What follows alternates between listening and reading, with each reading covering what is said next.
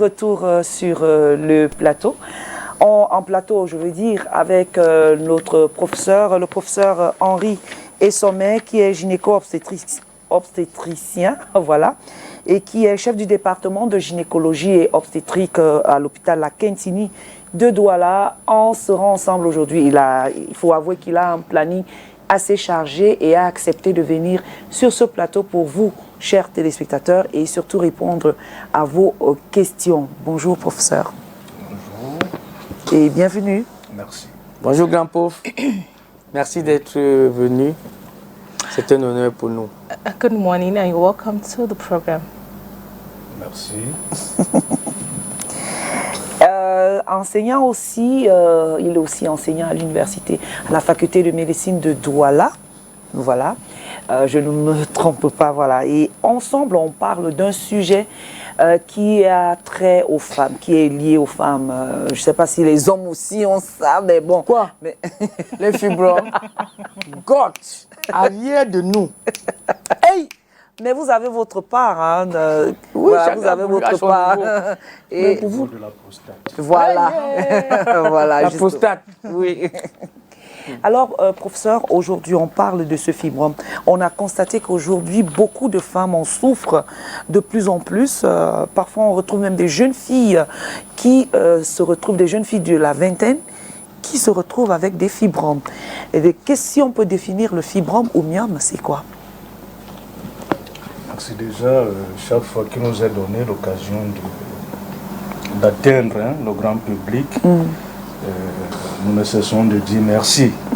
Parce qu'en atteignant le grand public, je pense qu'on règle assez de problèmes. Voilà. Alors, en un comme en deux, c'est quoi le fibrome? Ramener, n'est-ce pas, la thématique de ce jour, on est tenu d'ajouter utérin. Utérin, ok. Parce que fibrome ne veut pas systématiquement dire que ça renvoie à l'utérus. Puisqu'on peut en trouver au niveau des seins. Hein? On peut en trouver au niveau de la prostate chez l'homme. On peut en trouver sur le foie et ailleurs. Wow. Alors, le nom spécifique du fibrome de l'utérus, c'est myome. Myome. Myoma. Alors, puisque c'est le grand public, il faut trouver les mots justes pour que le message puisse passer. Bien. À la base, l'utérus, c'est un muscle creux dont la fonction est connue de tous, c'est-à-dire incuber un produit de conception qui viendra à terme, n'est-ce pas, autour de 8-9 mois. Voilà. Et quand la rencontre des deux cellules, aussi bien celle de l'homme que de la femme, cette rencontre n'a pas abouti à cette graine-là qui devrait germer, eh bien, il se trouve que l'utérus est tapi en son creux par un tissu qui lui est spécifique, très très noble, voilà, dont la fonction est de recevoir de manière très très douillette, voilà, une sorte de moquette, on ne quand même pas recevoir un produit de conception sur du granit. Voilà. Ça peut être sur quelque chose vraiment très souple, douillette. Voilà, ce tissu spécifique qui subit ces mutations, suivant les situations, c'est l'endomètre. Et une fois qu'il n'y a pas eu de conception, périodiquement donc, cet endomètre va devoir se décaper. Il va se décaper. Et ce décapage est suivi d'un saignement. Ce qui est périodique chez les femmes mensuellement. Sauf que ce qu'elles voient habituellement, c'est le sang. Pour celles qui sont un peu curieuses, si vous étalez votre serviette hygiénique, vous verrez des fins lambeaux gluants un peu blanchâtres là-dedans. Dans ce mat de sang, c'est ce tissu-là qui se décape. Voilà, pour revenir donc... Et c'est souvent, et puis ça s'étire. Exact. Ah, Donc c'est dans ce souci normalement que devait se loger le bébé. souple, comme un petit matelas. Exact. Waouh. Exact. Ce tissu spécifique. Et périodiquement, il se décape et puis il régénère par la suite. Alors, revenons, nous écartons pas du sujet, c'était juste pour... Sauf que ce muscle-là, puisqu'on nous l'avons dit tantôt, l'utérus, c'est un muscle qui a un creux, voilà, où doit, n'est-ce pas, se loger et puis grandir, produire la conception. Ce muscle a un nom. Ce muscle, c'est le myomètre. Waouh. Myomètre. Alors, en médecine, dès lors qu'on dit homme, O-M-E, homme, en médecine, homme, ça renvoie à boule, bosse ou tumeur. Quand vous entendez homme, et ce qui serait comme le préfixe, ce qui viendrait avant ce homme-là, O-M-E, va vous orienter sur son origine. Eh bien, nous avons dit tantôt que le muscle utérin, puisque l'utérus est un muscle creux, ce muscle-là porte un nom, donc, qui est le myomètre. Et si nous nous rappelons de ce que homme, O-M-E en médecine, renvoie à bosse, boule, tumeur, et que ce qui viendrait à se coller à homme va nous renseigner sur l'origine, l'appartenance de cette boule. Vous voyez donc très bien que myome, puisque l'utérus c'est myomètre, myomètre, myome, homme, boule, et quand on fait myomètre, pour répondre à votre définition, terre à terre, basique, en français facile, myome, ou si vous voulez fibrome utérin, mais le nom spécifique c'est myome, c'est tout simplement les boules, les bosses ou les tumeurs, il faut préciser, bénignes, parce qu'en médecine, le terme tumeur, très souvent, c'est pas, ça pas une bonne résonance. Il ne faut pas que les auditrices s'affolent. Ici, tumeur bénigne. Exact.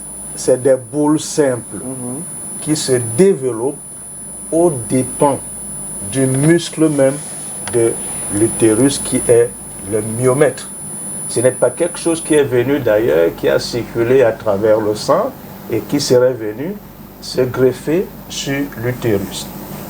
En français facile, le myome ou fibrome utérin, c'est une boule fabriquée par l'utérus lui-même. Pourquoi Il fabrique quelque chose. Très bien. Mince. Très bien. C'est ce qu'on appelle la maladie des théories. C'est très mal connu. Chaque fois que nous avons des difficultés à cerner un problème en matière de sciences, et plus spécifiquement en médecine, vous comprenez qu'on a de la peine à soigner.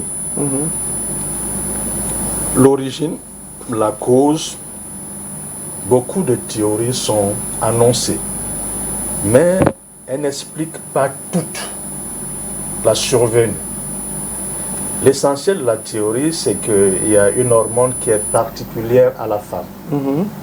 Voilà, qu'on appelle les oestrogènes. Leur sécrétion ou leur production, en français facile, de manière inappropriée, pourrait amener à voir arriver cet état de fait. Sauf que c'est battu en brèche parce qu'il y en a qui n'ont pas ce trouble-là, qui ont des myomes. Il y a également des facteurs environnementaux qu'il ne faut pas négliger. L'alimentation aujourd'hui, elle est potentiellement dysfonctionnelle. Oui. Je vous prends un cas simple, je ne suis pas là pour mettre en mal le commerce des gens. Dès l'instant où se nourrir s'apparente à l'achat des maladies, Nous sommes tous d'accord qu'on ne se nourrit plus. Oui. Alors, la vache qui arrive là, à peine née, au mi-bas, comme on le dit en matière vétérinaire, mise bas, 4 mois après, on commence à la traire. Elle produit du lait. Qu'est-ce qui l'a amené à ce volume-là? C'est des hormones de croissance. Il est évident que ces hormones de croissance, on les retrouvera également massivement dans ce lait qu'il va produire. Que nous allons consommer par la suite. Et pour qu'il ne tombe pas malade, et régulièrement, il reçoit des doses d'antibiotiques qui forcément seront retrouvées dans ce lait. Et vous croyez que c'est les 3, 4, 5 litres de lait qu'on aura récupéré de cette vache-là qui vont du jour au lendemain par un coup de bâton magique se transformer en hectolitres? Non, il est émulsifié au point où on se demande si c'est véritablement du lait ou bien un dérivé de produits lactés. J'ai pris un exemple. Parmi tant d'autres. Voilà, parmi tant d'autres. Bien. Alors, vous comprenez donc que vous consommez à la base du lait. Du poison. Je ne sais pas. Parlons du lait. Mais vous vous ravitaillez involontairement en hormones qui ont fait croître un animal en une période assez très courte. Et de manière très grasse et puis volumineuse. Vous comprenez que involontairement, vous recevez des tonnes, enfin, des tonnes, on exagère un tout petit peu, des doses quand même, significatives d'hormones que votre corps va devoir réguler. Donc, il y a plein de ces facteurs qui interviennent et qui font justement réfléchir, parce qu'à l'entame de votre question, je vous en félicite. Au début de ma carrière, qu'est-ce qui était enseigné? C'était à la quarantaine en montant, effectivement. Aujourd'hui, la vingtaine s'inscrit là-dedans. C'était classiquement admis qu'on a en moyenne 20% dans la trentaine et puis 50% à partir de 50. Maintenant, aujourd'hui, la vingtaine, c'est tout. Donc il y a tout un tas de choses qu'on véritablement on ne cerne pas.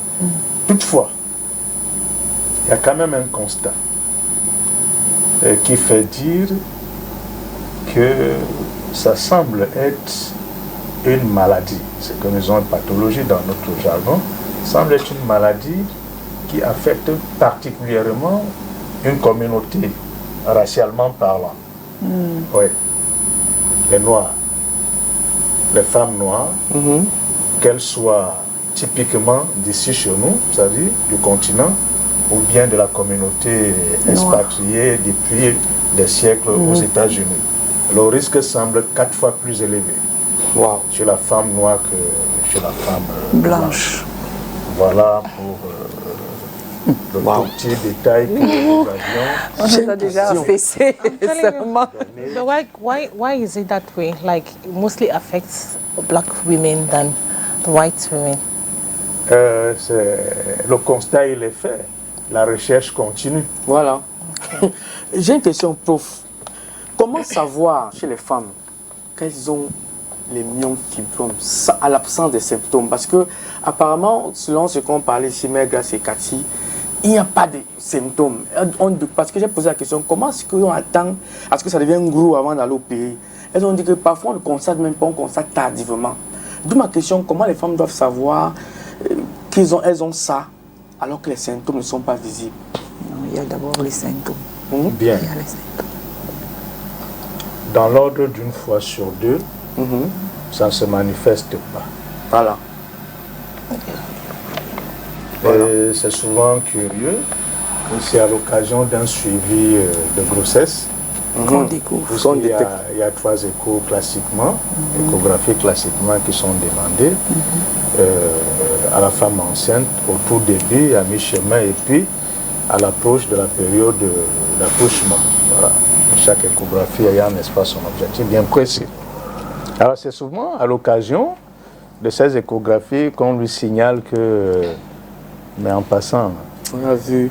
Il y a quand même une boule là. On la rassure quand même que la preuve, elle n'a pas empêché que la grossesse ait lieu. Évolue. Il n'y a pas lieu de s'affoler. Dans l'ordre de 50% des cas, nous disons que ça ne se manifeste pas.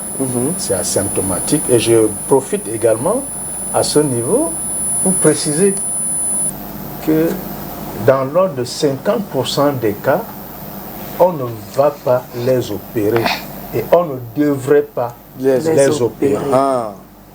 On ne va pas les opérer et on ne devrait pas les opérer. Revenons, faisons, n'est-ce pas, si vous permettez, allez-y, un retour au tout début. Nous avons dit qu'en substance, le myome, c'est quoi? C'est l'utérus devenu boule par endroit. C'est l'utérus. Et que derrière tout ça, même si consensuellement, ce n'est pas totalement prouvé, mais il reste que quand même, il y a un dysfonctionnement hormonal en dessous. Bien. Une femme qui n'a aucun problème, qui frappe, disons-le ainsi, à la mauvaise porte, et puis on opère. En français facile, qui a fabriqué ces hormones, ces myomes-là? N'est-ce pas l'utérus? Alors quand on va enlever ces myomes-là, l'utérus lui reste, vrai ou faux? Il reste, oui. Et sa femme-là, c'est pas une ménopausée, elle a encore ses hormones. Ses hormones, oui. On peut aboutir à quoi par la suite? On enlève l'utérus. Non. Qu'est-ce qu'on voit venir après quelques années? Une réduction de l'utérus? Non. Les myomes reviennent, ça ressurgit. Les myomes reviennent? Oui. C'est pour ça que j'ai dit, on n'opère pas le myome parce qu'il y a le myome. Il faut que ce soit bien clair. Il faut un justificatif assez pertinent pour devoir y aller. Parce que le fait d'aller enlever le myome n'est pas le traitement du myome. Enlever le myome pour un certain nombre de raisons devient maintenant la solution au problème qu'il a posé dans le traitement. Et habituellement, les manifestations, ils sont majoritairement, n'est-ce pas, hémorragiques. C'est-à-dire que quand les menstrues arrivent, on saigne abondamment. Voilà, c'est les saignements abondants. Accompagnés de caillots, salanémie. Quelquefois, on ne sait plus si on est toujours dans les règles parce qu'elles durent. Au-delà, n'est-ce pas, de 6 jours, on a traversé une semaine quelquefois. On est là depuis une quinzaine de jours. On sait. À peine ça, bien sûr, à peine ça s'est arrêté que rebelote. Ça revient. Dans le même mois, ainsi de suite. Ça, c'est pour les saignements. Quelquefois, il peut prendre un volume assez consistant au point où s'il est juste en dessous de la vessie, vous comprenez que il appuie, ok, et puis se mettre à l'aise. Dès lors qu'il faut aller faire pipi, ça devient très très problématique. Et quelquefois c'est dramatique où la femme entre carrément en retention, c'est-à-dire qu'elle n'arrive pas à faire pipi. Et si à l'opposé c'est plutôt vers l'arrière que ça pousse au volume, n'est-ce pas, d'une tête de bébé et qui comprime le rectum, vous comprenez que c'est délesté de ce qu'on a mangé la veille, ça devient aussi compliqué. Et si d'aventure c'est tout à côté, parce que l'utérus peut être perçu comme ceci, à côté vous avez des trompes. Voilà, des sortes d'autoroutes là, ok, qui en leur terme ont des doigts. Et juste en dessous des doigts, vous avez des noisettes, où sortent, n'est-ce pas, les ovules. Et les doigts vont devoir les aspirer, ce qu'on appelle, n'est-ce pas, des franges tubaires, vont devoir les aspirer. Sauf que entre l'utérus et ces trompes, comme décrit ainsi caricaturalement, vous avez tout cet espace-là, ok, voilà, qu'on appelle habituellement le ligament large. Là-dedans, là, entre autres, il y a un tuyau qui passe de part et d'autre et dont la fonction est d'aller récupérer les urines qui sont un peu plus haut et les acheminer vers la vessie. Imaginez un seul instant que vous avez un myome qui se développe dans cet espace-là, partant de l'utérus bien sûr, et qui va devoir couder ce tuyau-là. Les pipis vont remonter vers le rein. On peut aboutir à un rein qui est anatomiquement présent, mais fonctionnellement muet. Il vous a abandonné. Heureusement qu'on en a deux. Et si c'est de part et d'autre ainsi, bonjour, n'est-ce pas, l'insuffisance rénale. Mais Dieu merci, c'est pas souvent jusqu'à ce point. Il peut arriver des moments où, pour des raisons inconnues, mais c'est quelque chose qui est assez fréquent au cours, n'est-ce pas, des grossesses, le réseau des vaisseaux qui alimentent le myome, parce que tout tissu en nous, pour vivre, doit recevoir du sang. C'est ce sang qui est porteur des substances utiles, n'est-ce pas, à la vie, disons-le ainsi, de toute cellule. Alors il arrive quelquefois qu'au cours de la grossesse, le myome, comme je l'ai dit, c'est l'utérus, est devenu bourse ou par endroit. Au cours de la grossesse, l'utérus, il prend du volume. N'est-ce pas vrai? Oui, oui, c'est vrai. Mais puisque c'est à la limite comme une petite orange là, mais à terme c'est comme un litre, un seau de 5 litres. Alors, le myome également prend du volume, sauf que le myome, contrairement au tissu, disons-le ainsi, le vrai, qui est resté sain, lui, il est devenu bosse. Contrairement au tissu sain, lui, il est avide de sang. Il est avide de sang. Il veut un peu plus. Eh bien, comme tout le sang de l'utérus ne peut pas lui être affecté, eh bien, évidemment, les tissus de ce myome vont donc souffrir. C'est ce qu'on appelle une nécrobiose. Et ça génère des vives douleurs. Ouais. C'est fréquent au cours de la grossesse. Voilà. Chez d'autres, c'est que le myome, il s'est développé, on va revenir sur les localisations, il s'est développé quelque part sur l'utérus, et plus spécifiquement, disons, sur le mur externe, sur la face externe du mur. Si nous considérons, n'est-ce pas, la cavité utérine comme la chambre du bébé. Okay? C'est développé sur le mur, la face externe du mur, sauf que il est lié à la face externe par une sorte de cordon, nous disons un pédicule, et lequel cordon, à un moment donné, malheureusement, peut se tordre, se coudre. Ouais. Créer donc une sorte de torsion, c'est une urgence. Il faut aller opérer. Donc pour revenir à votre question, dans l'ordre d'une fois sur deux, c'est mieux. C'est pas symptomatique, ok? Et le reste du temps, ça se manifeste, d'accord, par des saignements de tout ordre, voilà. Ou alors, carrément, la femme constate que je ne suis pas enceinte, mais d'où vient-il que mon ventre pousse, prend du volume, et puis ça pèse, et quelquefois elle vient à consulter. Et effectivement, elle est informée de ce que il y a le myome, ou bien carrément il y a des myomes, tout comme chez celles qui perdent des grossesses régulièrement. À peine c'est entré que c'est sorti. Et puis, c'est toujours dû au myome. Parce que elles attendent d'avoir 3 mois avant d'aller faire les visites. Voilà. Là où c'est écrit. Voilà. Alors, quand elle en a eu comme ça 3 fois, elle vient donc, et puis on se rend compte que justement, elle a au moins un myome sous le tapis de la chambre du bébé. Donc on dit un sous-muqueux. Le tapis que nous avons décrit tout à l'heure. Voilà, l'endomètre. Donc sous ce tapis-là, sous l'endomètre, il en a qui peut être la source de ces fausses couches à répétition. Et c'est particulièrement celui-là qui fait saigner pendant les menstrues ou en dehors.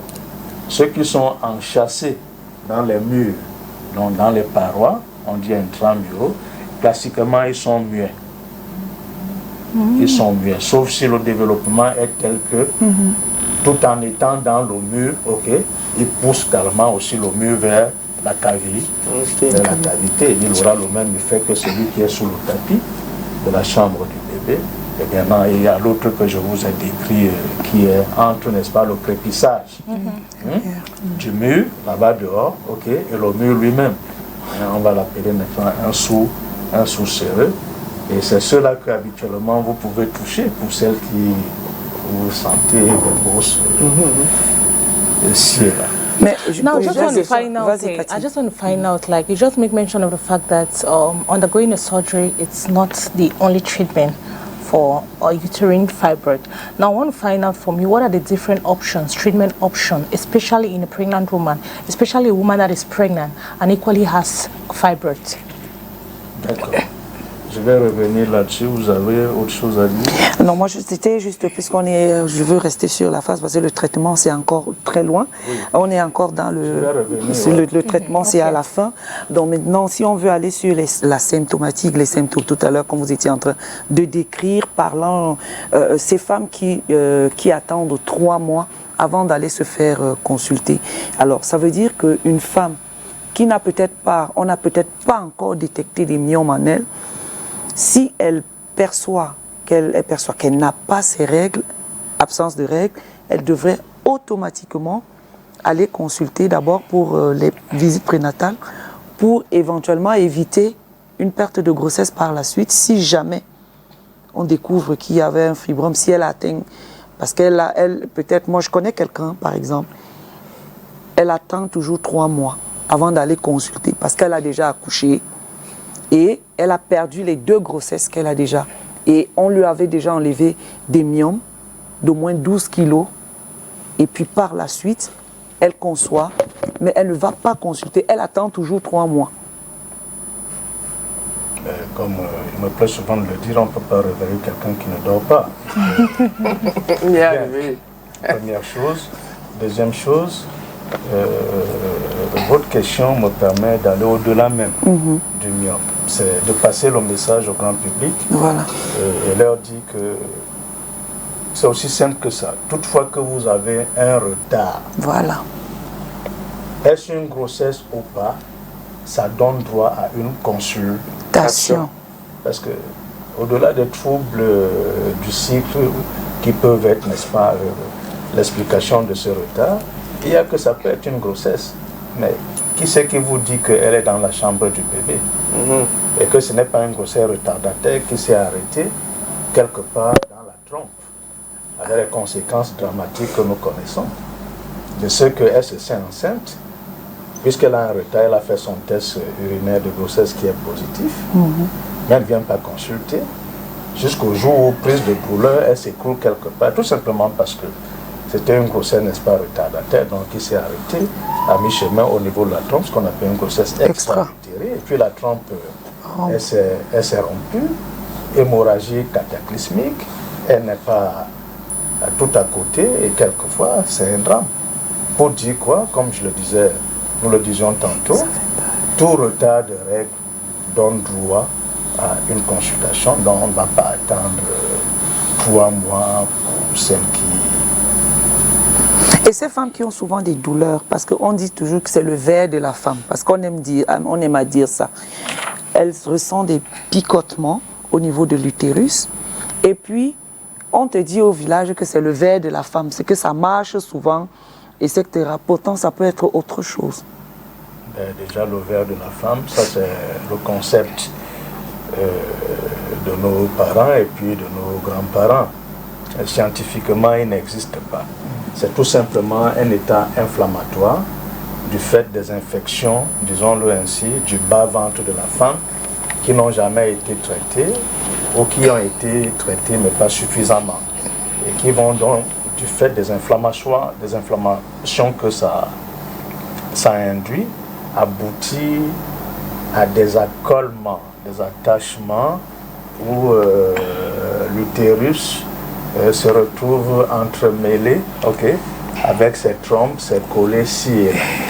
Et ces attaches donc deviennent des sortes de relais, de telle sorte que quand elle est en mouvement, l'utérus bouge, mais comme il y a des accolements ci et là, l'accolement ne va pas laisser l'organe s'étendre au maximum. Donc c'est ça qui donne cette sensation de ça marche ici et là. Donc c'est pas les myomes alors? C'est pas dû au myome? C'est pas les myomes, c'est un état inflammatoire dû, n'est-ce pas, aux infections qui ont soit pas été traitées ou pas suffisamment traitées, ce qu'on appelle la maladie inflammatoire, n'est-ce pas, pelvienne. Donc ceci dit que vous avez des femmes qui n'existent pas. No, but it's true. But why is it that after childbirth? On peut revenir no, let me just sur le sujet myome. Après, on va revenir parce que j'ai l'impression que... Yeah, based on her question, right? You just make mention of the fact that how do they call it? The pain that below our stomach. It's not something that is natural. It's just our own thinking or our parents' own idea that it's a natural pain. Now, but why is it that I just want to find out that why is it that when a woman gets like after childbirth, that pain, it disappears automatically? Très bien. Ce que votre consoeur a posé comme question, ce n'est pas la même chose. Vous êtes en train de parler, n'est-ce pas, des algo ou dysménorrhées primaires, les règles douloureuses. Et on s'est rendu compte que dans la plupart du temps, dès que survient une grossesse consolidée par un accouchement, très souvent ces règles douloureuses-là cessent ou tout au moins diminuent. C'est pas ce dont elle parlait. Elle parlait de ces femmes qui ont tout le temps mal, ça tire ci, ça tire là, ça rend même problématique la vie conjugale. Because this morning I even had the same issue and she was like asking me some questions that you usually have this pain frequently. I say yes, sometimes it comes like a sharp pain. Yes, it comes then it goes. Then à quel moment de votre cycle? Bon, on est en direct. Je pense que vous passerez en consultation pour votre cas. Voilà. Je suis tenu de protéger. Voilà l'intimité de mes patients. Voilà, on va revenir parce qu'on a posé la question à l'homme de la rue. Oui. De savoir si ce qui peut causer le fibrome ou myome chez la femme. C'était histoire juste de voir un peu à quoi, s'ils sont véritablement informés sur la question. Alors on va dans la rue, on pose la question à l'homme de la rue. La question est de savoir, selon vous, qu'est-ce qui peut causer le fibrome ou alors le myome chez la femme. C'est un vox pop signé Nono Fetui.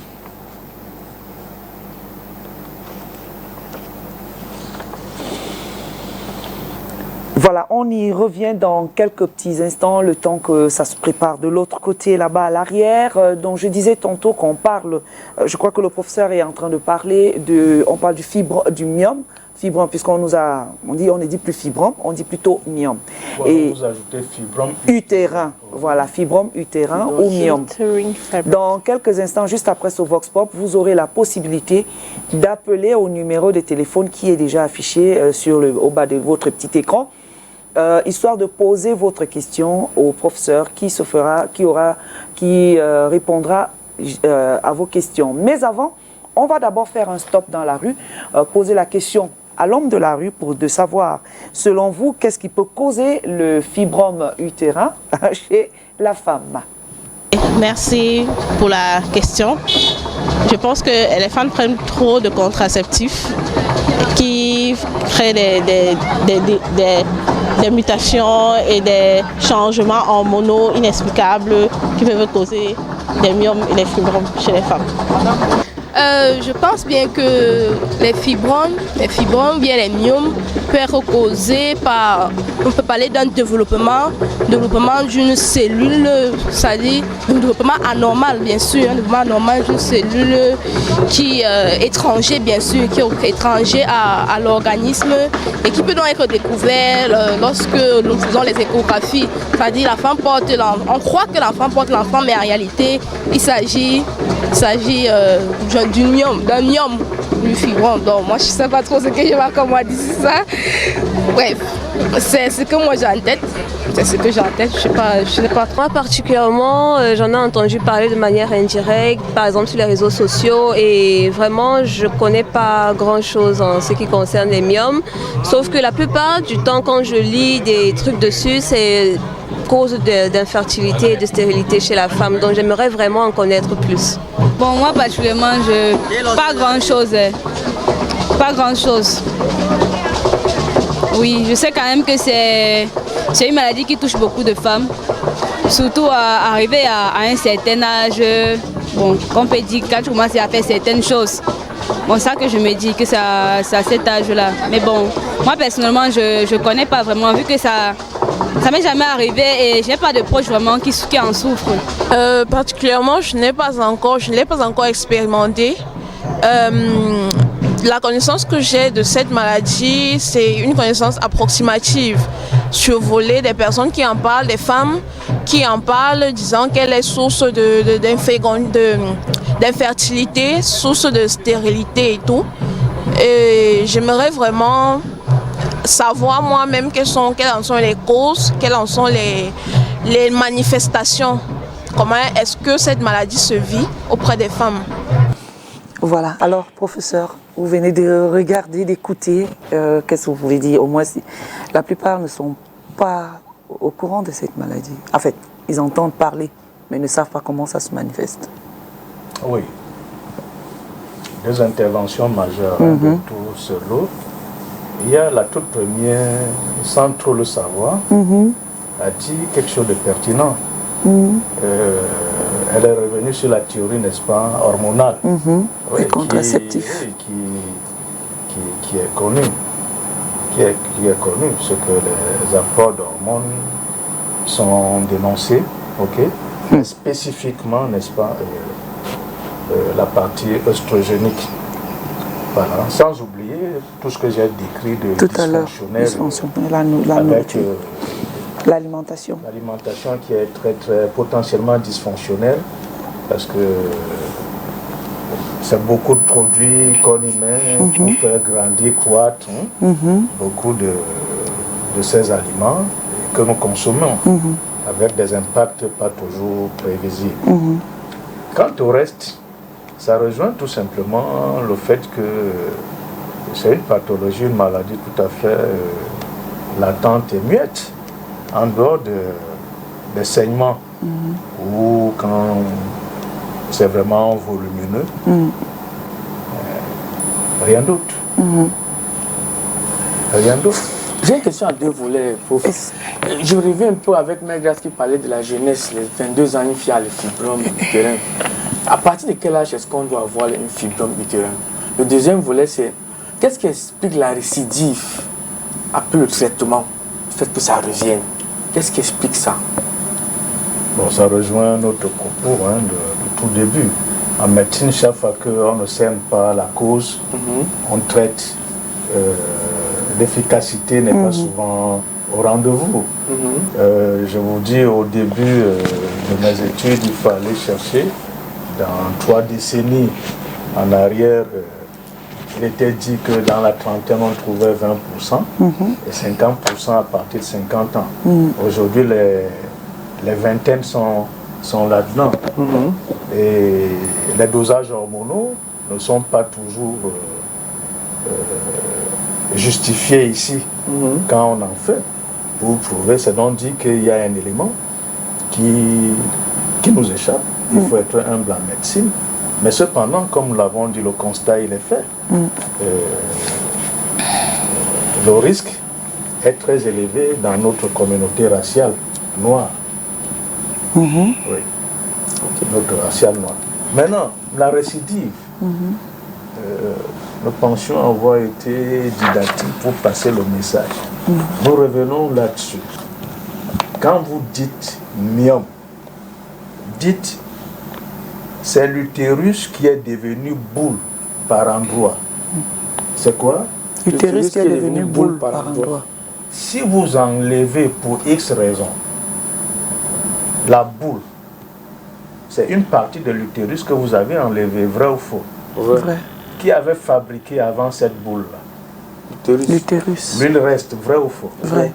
Cette femme-là, qui a bénéficié du fait qu'on ait enlevé le myome, disons parce que il plaquait la vessie en avant, faire pipi c'était très compliqué, ou bien il plaquait le rectum en arrière, autant d'exemples, d'accord, voilà, ou alors ça faisait sortir ces embryons,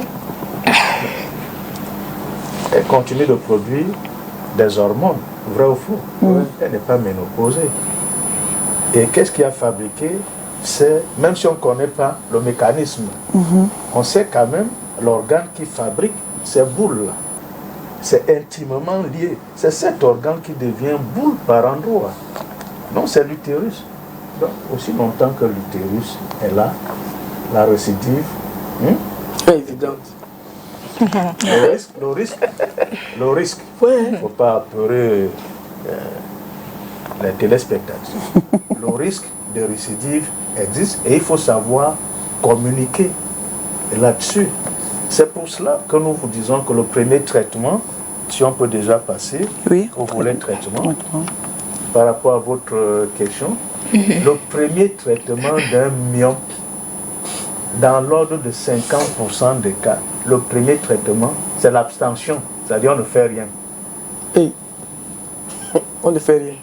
Ben, aussi longtemps que le myome ne crée aucun problème, il est tout à fait inutile de l'enlever. Ça enlève nos enfants. Non, là il commence à faire quelque chose. Aussi longtemps, en français facile, on n'enlève pas un myome parce qu'on a dit qu'il y a myome. On vous a dit que le myome c'est qui? C'est un bosse, une boule de l'utérus. Qui l'a fabriqué? L'utérus. Vous enlevez le myome, l'utérus reste? Oui. Qu'est-ce qu'il va faire? Il va encore refabriquer. C'est bon? Voilà. Le prof. Oui.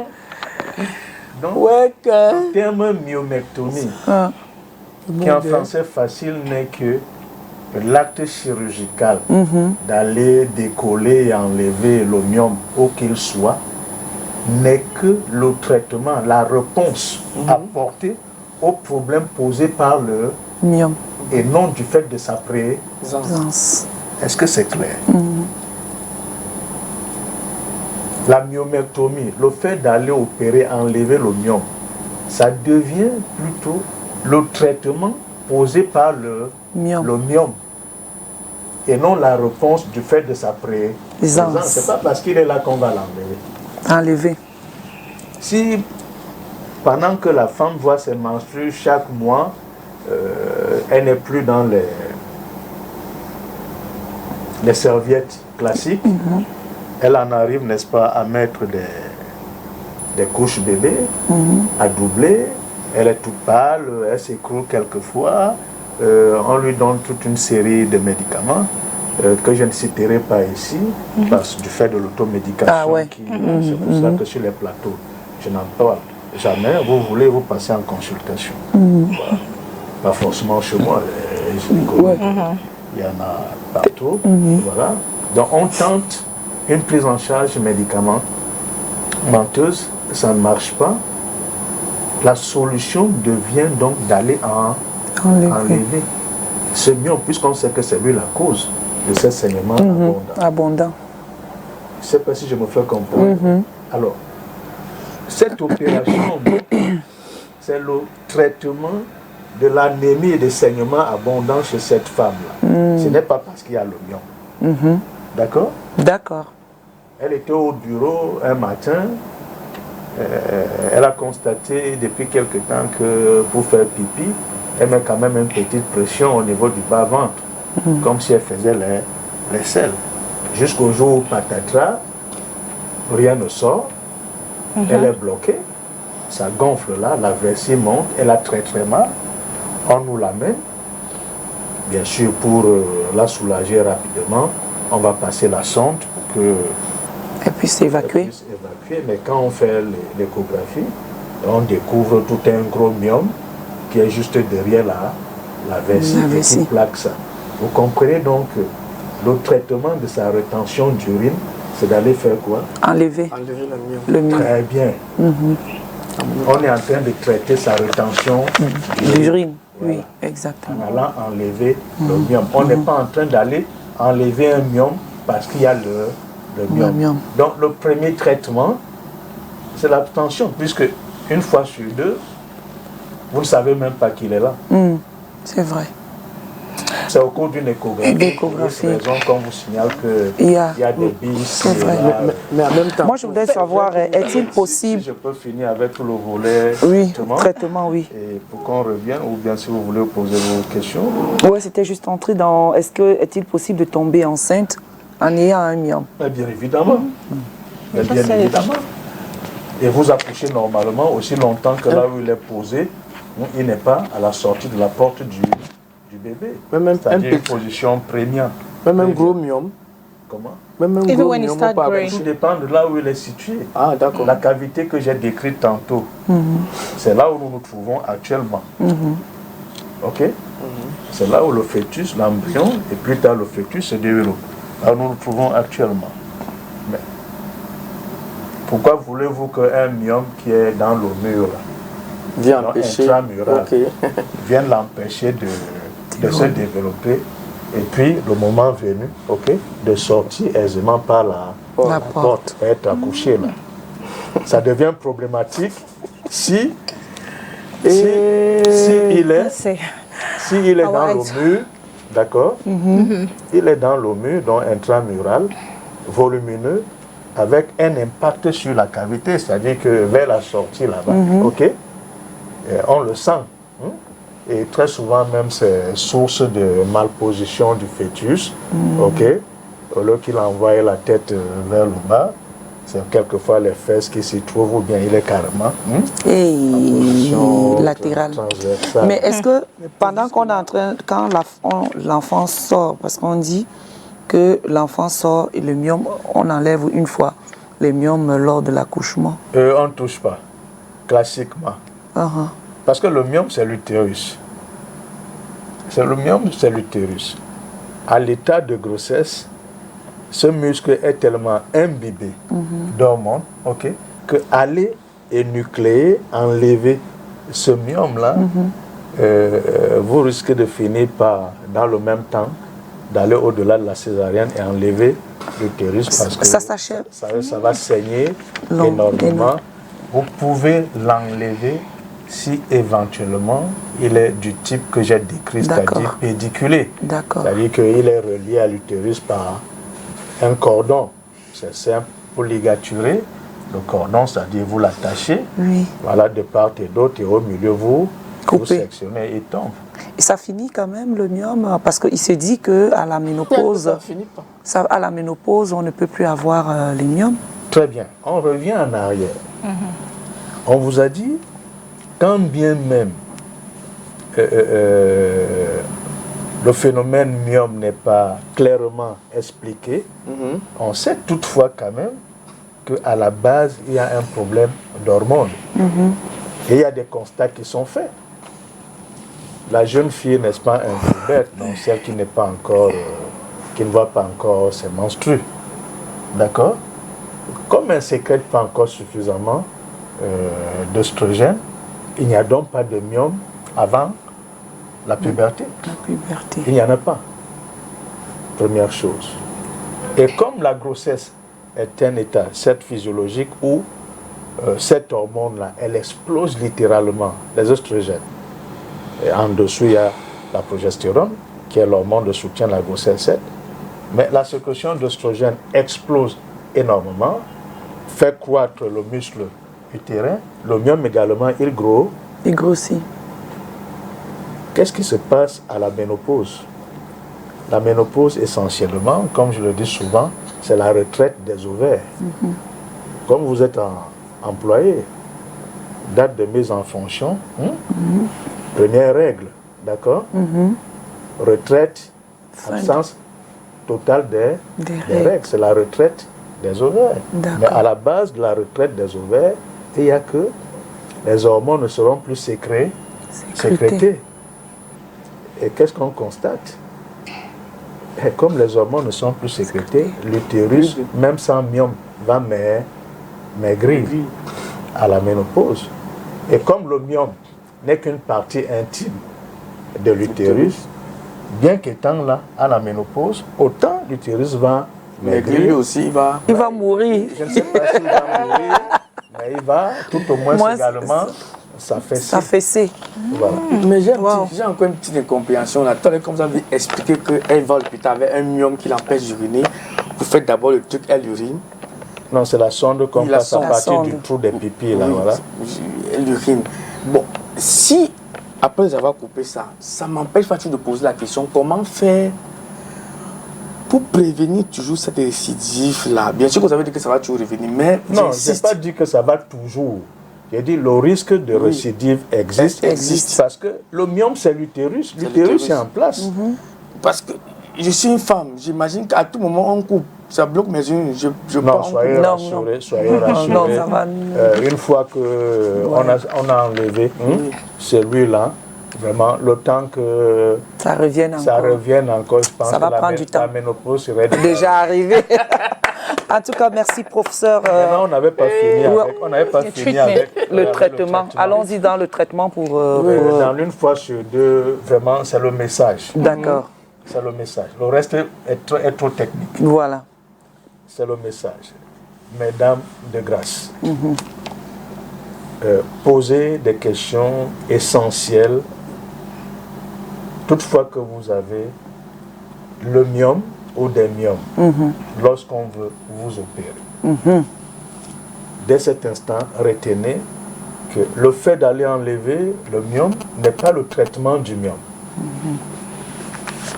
Le myome, c'est l'utérus devenu bosse ou boule par endroit. Aussi longtemps que vous avez des hormones et l'utérus en place, il peut toujours en fabriquer. On devra vous opérer à l'effet d'aller régler ou solutionner un problème posé par le myome. Mais aussi longtemps qu'il ne pose aucun problème, qu'on les laisse là. D'accord. D'accord. Donc c'est le premier traitement. Attention. Voilà. On ne fait rien. On fait rien. D'accord.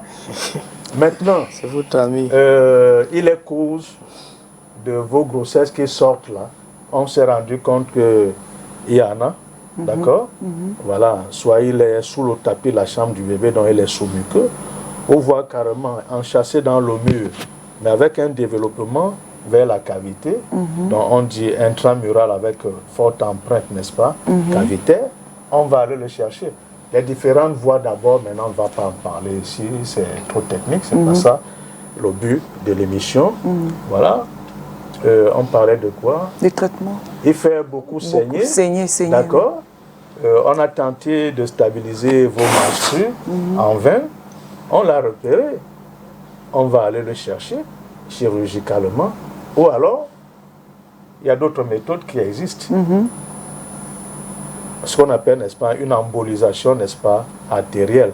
C'est-à-dire, tout tissu est alimenté par des vaisseaux. Nous l'avons dit au début. Tout tissu, quel qu'il soit, tout organe, est alimenté par des vaisseaux. Alors, si vous avez un myome qui vous fait énormément saigner, il y a ce qu'on appelle, n'est-ce pas, la radiologie interventionnelle. C'est-à-dire, à travers, n'est-ce pas, une artère, on envoie un cathéter et on repère le réseau veineux, le réseau artériel de votre myome. Et dès cet instant, il y a une substance qu'on envoie donc qui va aller boucher ces vaisseaux-là. Voilà. Ok. Et patatras, ce myome sera ainsi asphyxié. Vous aurez quelques douleurs, ok, mais après tout va passer, il ne vous fera plus saigner. D'accord. Et maintenant, il y a d'autres substances qu'on injecte aux femmes qui ont l'avantage, n'est-ce pas, de faire diminuer au volume des myomes. Ça marche pendant la durée du traitement. Mais il n'est pas exclu que quelquefois aussi ça reprend, même si c'est coûteux. Mais au moins l'avantage, c'est que vous retrouvez votre ventre qui reprend un volume quand même présentable. Voilà, quelquefois, c'est en attente d'une intervention qu'on ne voudrait pas qu'elle soit un type de boucherie parce que c'est le temps. Des pastèques par-ci, par-là. Et puis maintenant, le vrai traitement, le vrai traitement, c'est l'utérus qui fabrique ça. Si vous ne voulez pas voir les parpaings quelque part, là, vous cassez quoi? On casse la moule. Très bien, 20 sur 20. Félicitations. Merci. Donc, quand on ne veut plus entendre parler, on enlève une fois l'utérus. Très bien, voilà. c'est lui qui les fabrique. Voilà. Bien évidemment, on va parler enlever. Enlever, voilà. Prof. Une femme. Ouais, prof, il faut que vous reveniez, l'émission est finie, prof. On va trouver des solutions. Les solutions. Parce que pour celles qui doivent aller en assistance médicale à la procréation, toutefois qu'elles ont des myomes, nous sommes tenus de leur faire ce que j'appelle, n'est-ce pas, une aération, n'est-ce pas, chirurgicale. Merci. Parce que là, le myome ne se manifeste pas. D'accord. C'est la seule fois où on va opérer parce qu'il y a les myomes. Voilà. Celles qui doivent aller dans les fécondations in vitro. Parce que dans l'ordre d'une fois sur 3, ces myomes-là grèvent, n'est-ce pas, les échecs d'assistance médicale à la procréation. Merci beaucoup, professeur, d'être passé. On a pris plus de temps qu'il fallait. Il faut rappeler que le professeur Henri Essommet est gynéco-obstétricien à l'hôpital La Quintini. Il est le chef du département de gynécologie et d'obstétrique à l'hôpital La Quintini de Douala et par ailleurs enseignant à l'université de Douala à la faculté de médecine. Nous lui disons merci pour son passage ici. Nous n'avons plus que... C'était magnifique. C'était excellent. Et puis à demain, on sera encore avec un autre sujet. Il y a encore plein de questions. Prenez soin de vous. Dieu vous bénisse. Bye bye. Si, professeur.